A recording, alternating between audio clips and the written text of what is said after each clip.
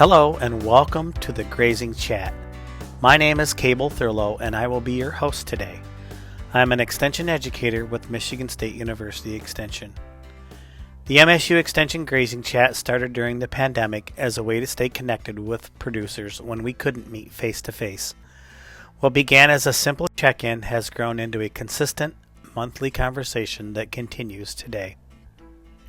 We meet on the second Friday of each month, bringing together farmers and ranchers from across the region, along with MSU Extension, Natural Resource Conservation Service, and Conservation District partners.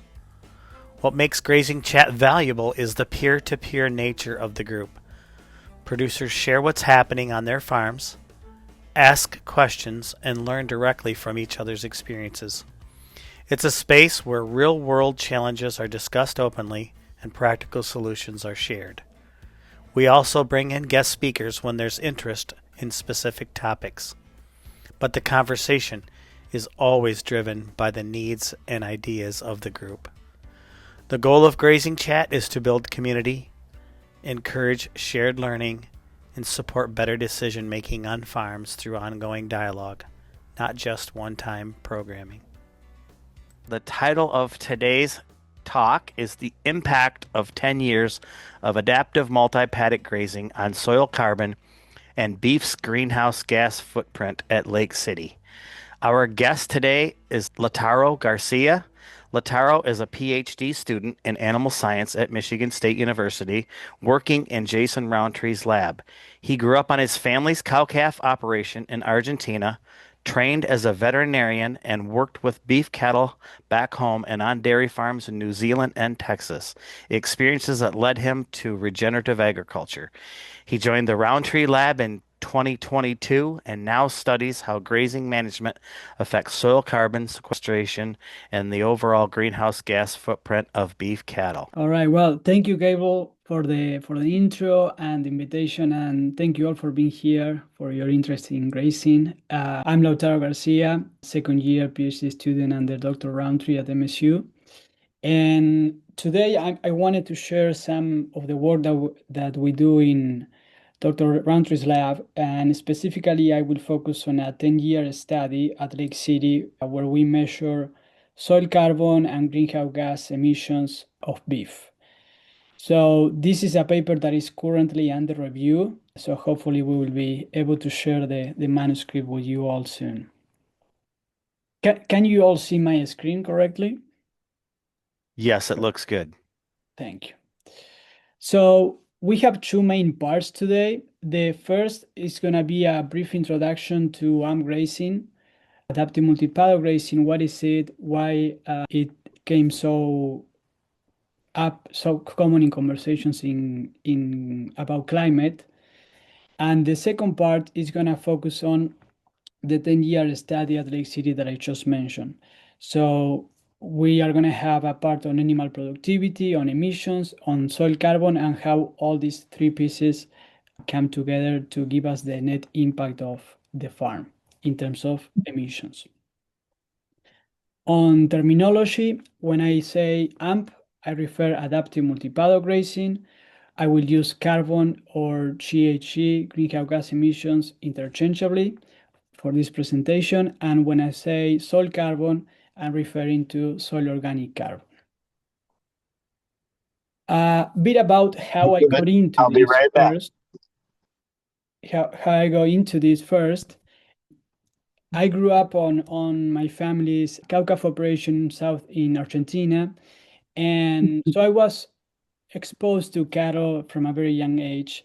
Then I went to vet school, graduated, and then I went to New Zealand to work on a dairy farm, totally different from what I had seen in Argentina. Very intensive rotational grazing system, high stock density, lots of inputs, irrigation, for example, a lot of nitrogen. And then I came back to Argentina, and we didn't have the resources for that we had in the New Zealand model. So I started studying the low input rotational grazing systems, like from Alan Savory, Boissin, and others. and started doing some of this rotational grazing low input approach in our family ranch. Then in 2020, I went to Texas and I work at Aurora Organic Dairy in Texas. And this particular farm was also grass-fed, organic and grass-fed. So I also saw some of the grazing approach in that context. And in conclusion, all these experiences show me that grazing really matters for the cattle, for the soil, and for the business overall. So that's how I decided to come to MSU to dig deeper into these grazing management topics. So the first part, I'm gonna walk you through AMP grazing from a few different angles, what it is, what it matters, why it matters, where it fits, as well as how it works and when it makes sense, and what we know so far about it. So AMP grazing is an umbrella term for intensive rotational grazing, where it has short grazing periods usually and long recovery times. The goal is to get more out of the forage and cattle without leaning so much on synthetic inputs. And you typically follow a flexible grazing plan, move cattle through smaller paddocks at moderate to high stock densities.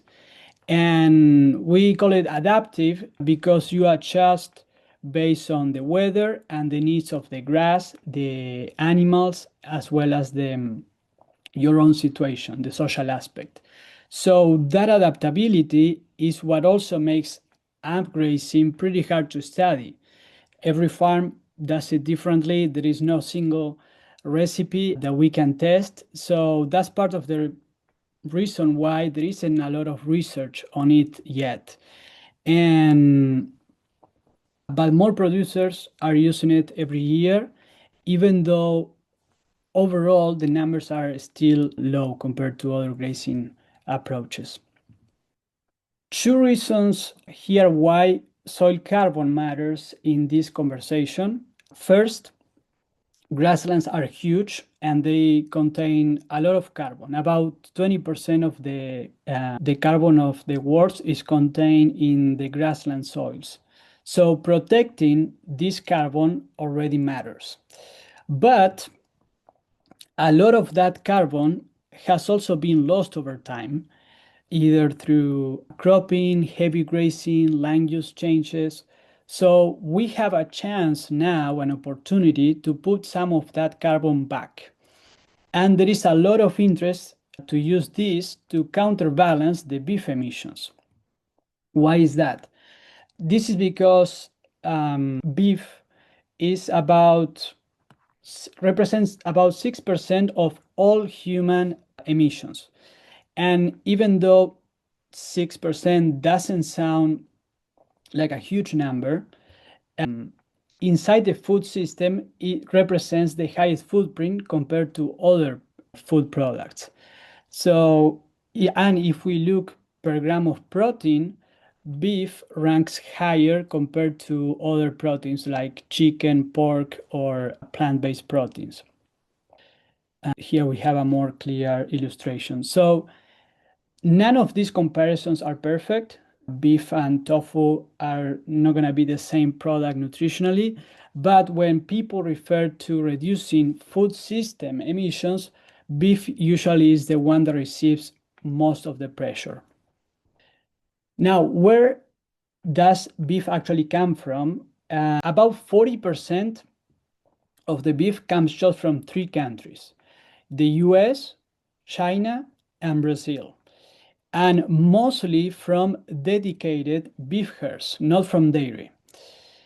Within these dedicated beef herds, the cow-calf and the stocker phases, cow-calf and stocker, happen normally on pasture, pretty much everywhere in the world, while the finishing phase is the one that varies more. In the North America, typically finishing systems are in feedlot, and South America and Australia, there is more grass finished. But why this matters for grazing? Because this tells us that AMP grazing could be implemented in most beef systems worldwide, especially because the cow-calf and the stocker phase are generally grass-fed and grazing-based everywhere. Now, there are two ways that AMP grazing can lower the footprint of beef cattle. One is by cutting the emissions directly through fewer inputs or better animal performance. And the second one, and the typically most talked about, is by pulling carbon back into the soil. And that's the one that I will focus here. And how does this work?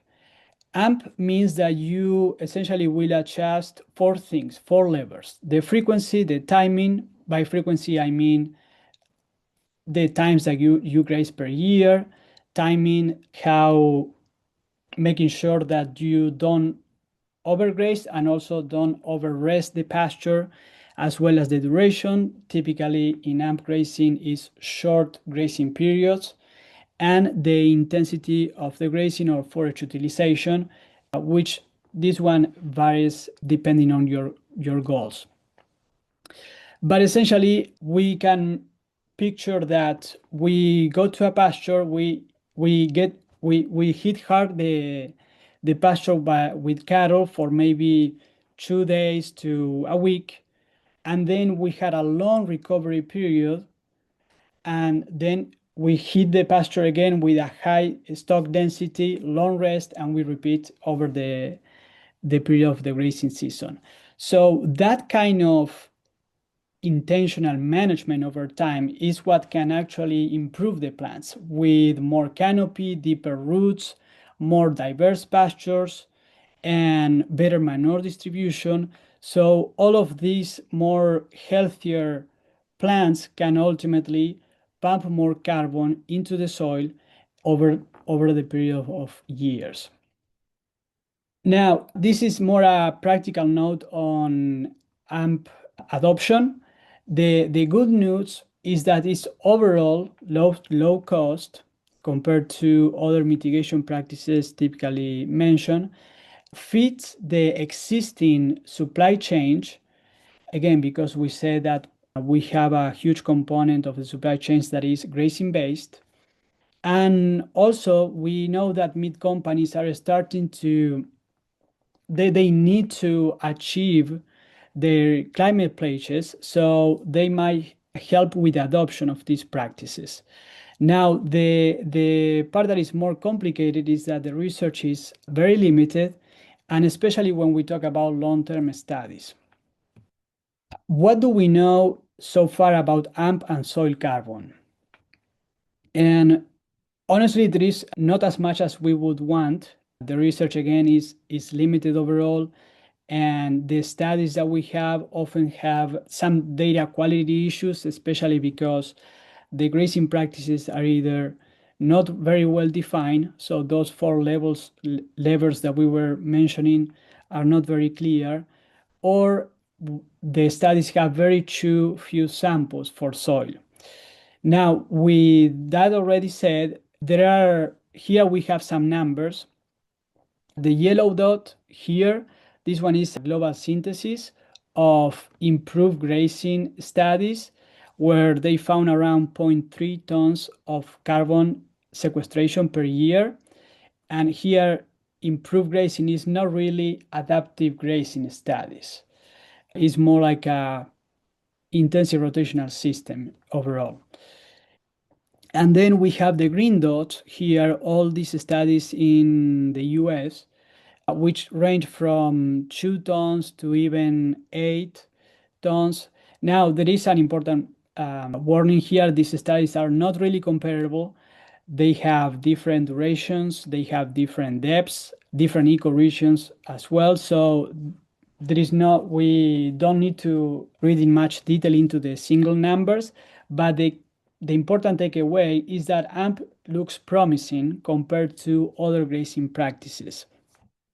And here I highlight this study specifically because this is where part of the research that started already at Lake City.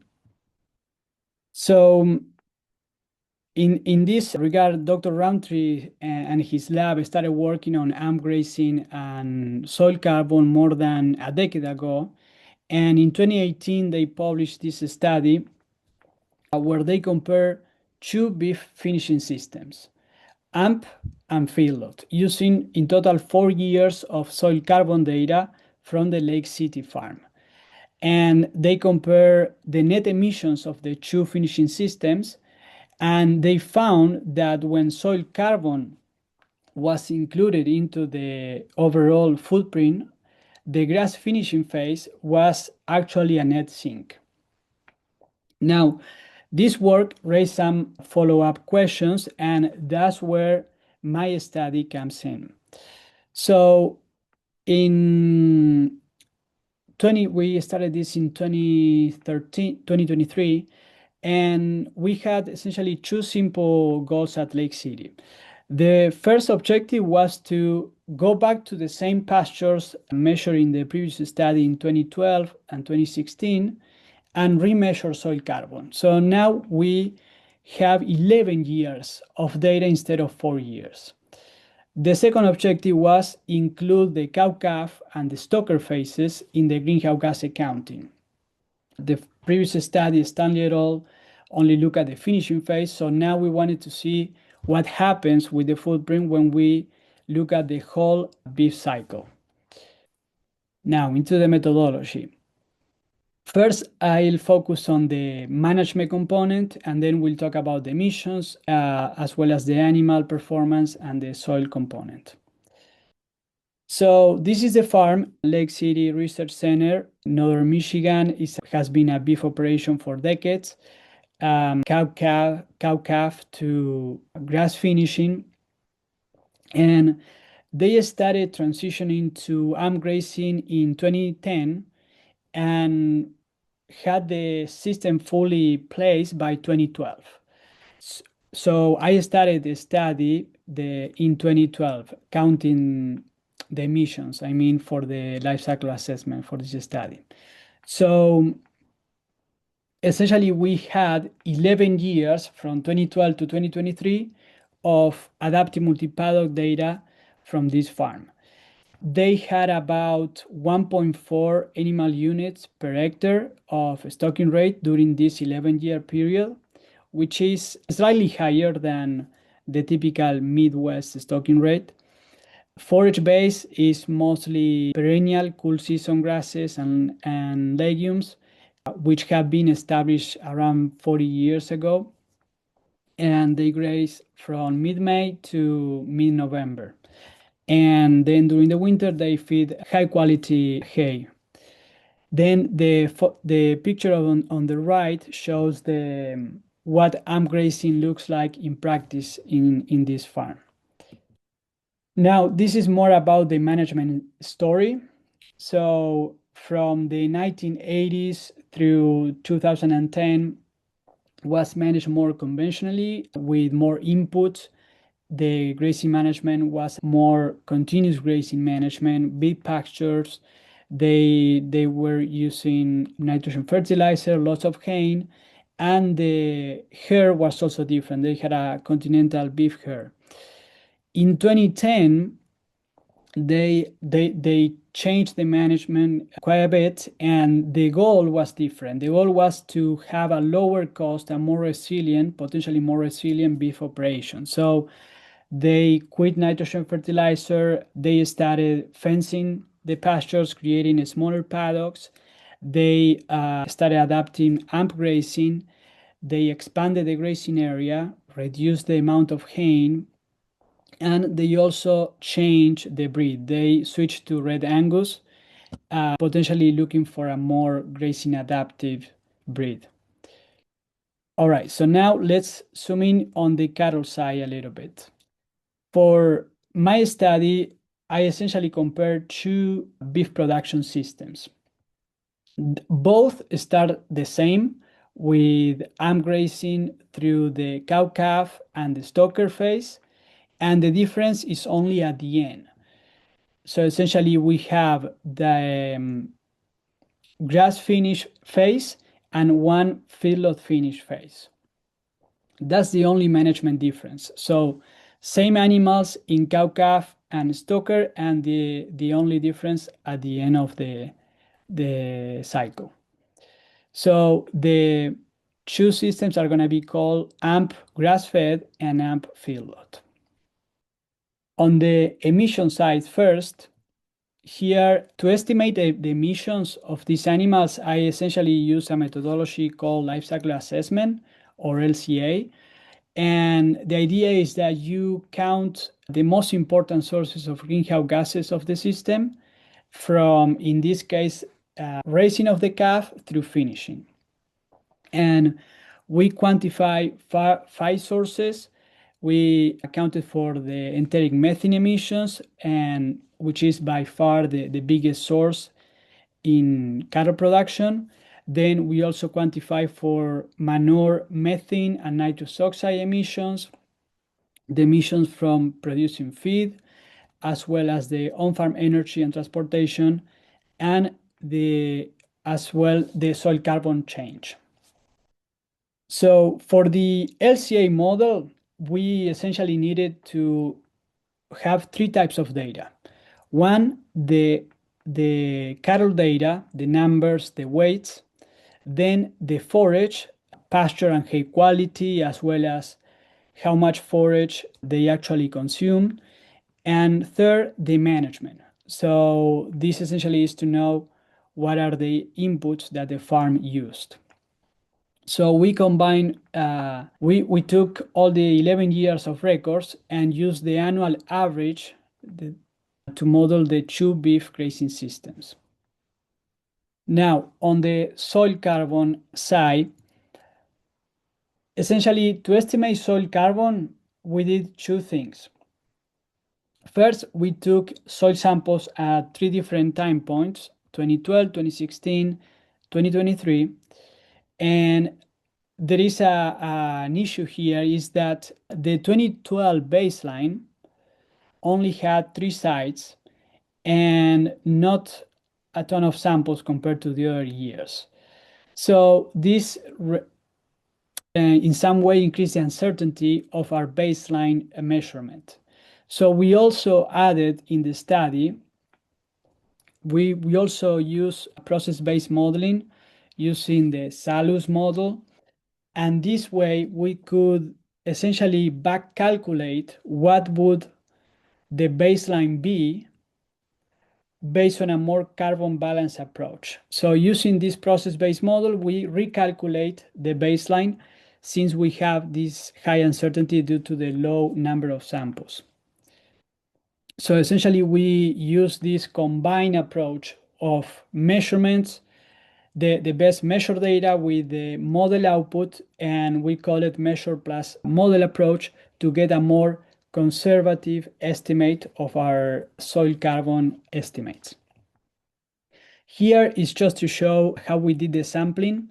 We took 1 meter cores at each site, and we split the core in different layers. And for the LCA, we only use the top 30 centimeters. Now, let's look at the results.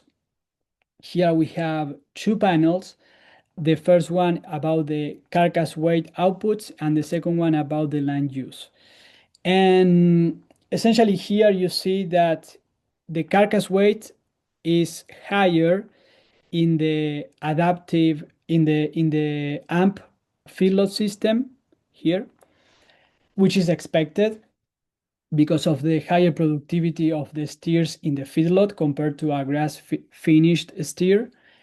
And it's also interesting the high relevance of the cow-calf phase for the carcass weight output.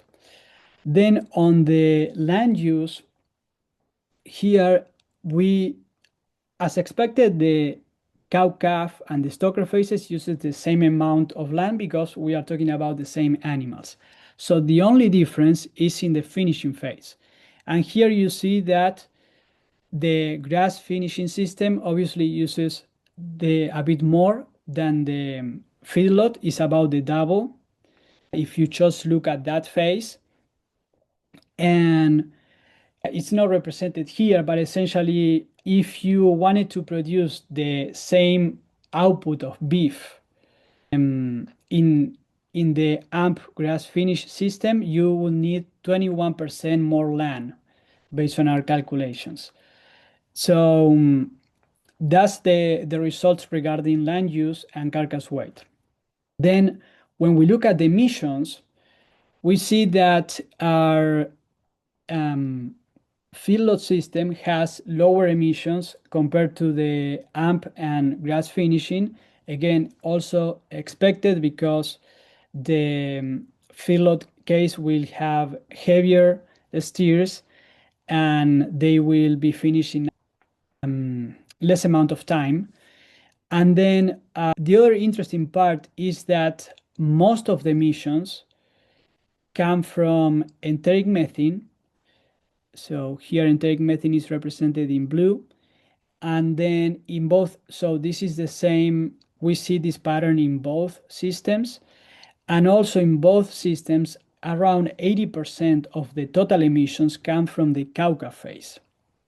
So this reinforces that Cauca phase is not only the phase that uses most of the land, but also the one responsible for most of the emissions in the form of enteric methane mostly. And then since we also had some on-farm measurements, we compare the result of our life cycle assessment with the on-farm measurements. And we didn't see much difference when we look at just the AMP and grass finish model. But then when you dig into the specific categories that are included in the model, we observe that essentially our model that we were using was overestimating emissions between 70% and 24% for these two specific beef categories. So this, of course, is something to look into more detail in future research, but at least show that our numbers are robust or are conservative, better say. Now, on the soil carbon part, we have here on the left, the results that I'm showing here are specifically the results from the measure plus model approach. So essentially here we go from a baseline around 47 tons of carbon stocks in year one. Then in 2016, we go, and 2023, we go until around 52 tons of carbon per hectare. And when you divide that by 11 years, essentially the sequestration rate that we find is 0.5 tons of carbon per hectare per year. This was the baseline that we found with the measurement approach. So essentially, if you take this value here as the baseline instead of this one, obviously the sequestration is going to be higher. It was around 1.5, I think. But well, for the paper and for the main results, we use the measure plus model approach, which considers the model derived baseline, which is this one, and then the measure T1 and the measure T2. So the main takeaway here is that one of the objectives was to see what is the impact in 11 years, because we only had the data set in 4 years before. And we found that we can keep building soil carbon over a decade, basically. Not just the transition years after we started implemented AMP grazing. Now, what happens when we put this into the life cycle assessment? And we observed that the emissions of both systems were reduced quite substantially from essentially 29.4 and 25.6, excuse me. And the reductions were between 41 and 34%. So both systems end up having a net footprint quite similar. Here, the reduction is greater in the AMP grass finish scenario because simply we have more land in this system. So when we apply the soil carbon reduction, we apply this soil carbon sequestration, this 0.52 that I showed before, around more hectares. So that's why the reduction is 41 instead of 34. So this shows us that soil carbon effectively turns out to be a very important carbon flux in for beef operations. Now, some of the takeaways. First, that soil carbon can continue to be built over time with AMP grazing. We found conservative 0.52 tons of carbon per hectare per year using the measure plus model approach. Then when this was included in the footprint of the two systems, we found a reduction of 34 to 41%, which is pretty remarkable compared to the current mitigation strategies that we see in the literature. And one of the important aspects also was that the Cauca phase is the one that has most of the impact because they are responsible for most of the emissions, as well as they are the ones that have most opportunity to sequester carbon because of the bigger footprint in land use as well. Obviously, the AMP and grass finish scenario was run 100% on pasture, and but this system would need a 21% more land if we compare with the AMP and feedlot to produce the same beef output. So this is one of the trade-offs that we have to keep in mind. And most importantly, this is one case study, this is one farm, one ecoregion, this specific management. So obviously the numbers can look different in your operations. Some of the implications and future research implications, AMP could potentially be a tool to restore soil carbon in grazing operations in the Midwest and similar ecoregions around the world. And it can be also a tool for the beef companies to improve the carbon intensity of the industry, and this way have more chances of achieving their climate commitments. Then for future research directions, remember that we only look at the top 30 centimeters, and we know that a lot of things happen below those 30 centimeters as well. So one of the goals is expanding the soil monitoring to greater depths. The last year in 2023, we measured 1 meter, but we didn't have 1 meter depth the previous years. So that's why for this LCA, we only use the top 30 centimeter data.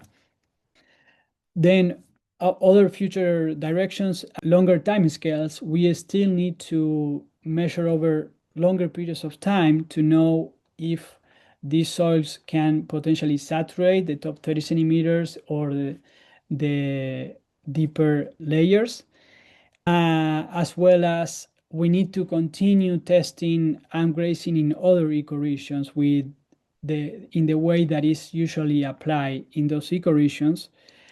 And most importantly, for scaling these evaluations and be able to take better decisions in our farms, we need a better representation of adaptive grazing in our models, either our soil organic carbon models or our greenhouse gas models. So this is a big part of what I'm working on right now in my PhD. But overall, these are the main findings that we found with this 11-year study. And I want to thanks and highlight the work of all the people that collaborated, because this was a 11-year effort essentially, with a lot of data collected around those years that I was able to to use. So obviously, I want to thanks to Dr. Rowntree Lab and all the staff from Lake City, and as well as the MAAA for the funding. Thank you for joining us today.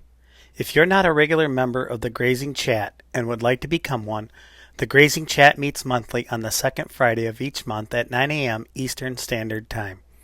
To stay up to date on all our monthly meetings, please consider joining our email list. You can do that by sending an email to me at the email address listed below. MSU Extension programs are open to everyone.